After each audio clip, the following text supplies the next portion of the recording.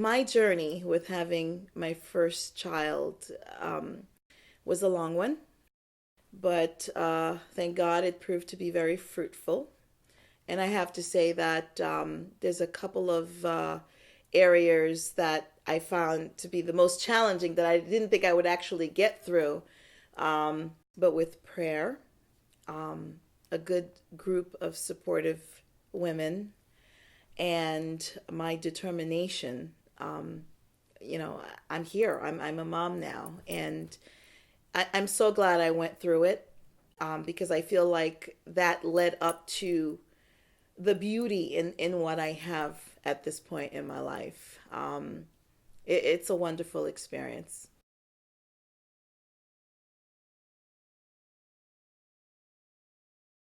I met this wonderful man very late in my life, who, by the way, already had two kids, two children.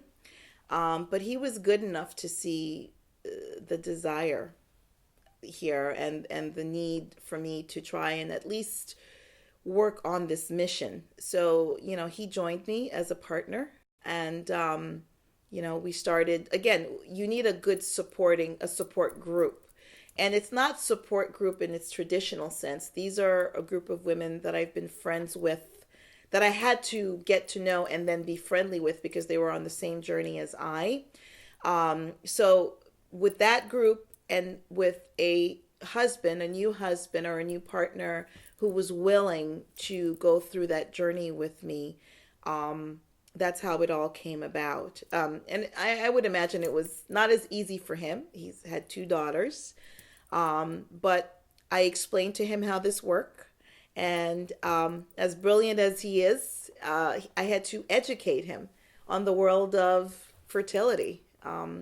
It's that type of thing that's out there where people are going through it. They don't necessarily talk about it, but you have to have this whole education in terms of the process, what you're going to go through, what it entails, what infertility actually means. So I had to actually spend a lot of time connecting with him, having numerous conversations. And I have to be honest, he's really good, because there are points where I could tell he had no idea what the heck I was talking about. But he rode with me on this journey. We met a really great doctor in the city, which was a good thing considering I was traveling West Coast to get this done. So we met this really great doctor who wasn't afraid to try new and different things with me. And he was the type of person that felt that as long as we keep trying, that it would be okay. We would stop when I wanted to stop. So that was a big thing. So it's so funny. I met the right doctor with the right mindset, and he said, "Let's do a trial." I'll never forget. He said, "Let's do a trial in December." Our trial is literally just a trial to see if the meds work and all that. We can start in January. I got pregnant on that trial.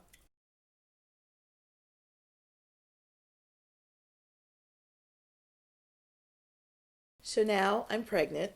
I'm ecstatic. My husband is shocked, but also really happy. Um, I had to reach out to that network of women that I had been so close with. A few of them had become successful in their journey, and I reached out to them. In my age category, you want the top doctors, you want the top of everything. So, although I lived in New Jersey, my top doctor was in New York City, in Manhattan. So, it didn't matter. I was luckily enough to get on her slate of patients because she's very difficult to get into her office. And she monitored me throughout the whole pregnancy cycle. Now, when you're in this age group, there's a lot of things that will affect you more than if you were 21. Stress from work, which I had quite a bit of stress from work. I was put on bed rest. I was due in August and put on bed rest in May. So, as a person who's dynamic, on the go constantly, not knowing how to stay home for anything, the ability to stay home longer and be on bed rest was a challenge. So, we immediately imported my mother in law, the sergeant, who insisted that I ate right, and I made sure that I stayed at home and in bed the way I was supposed to. And the close monitoring with the doctors that I had, we got to 37 weeks. And that's when I delivered Sophia via C section.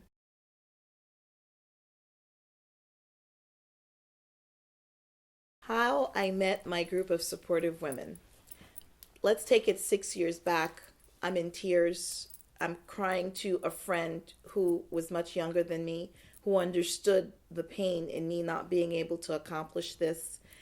She also, me having her as a friend was the best thing for me, because what she was able to say to me is, Marie, whoever you talk about this to is not going to understand it, because there are a lot of women, they get pregnant, just they blink and they're pregnant. So she said to me, I will continue listening to whatever you want me to listen to, but you need to research, see if there's a group out there that is going through the same thing as you.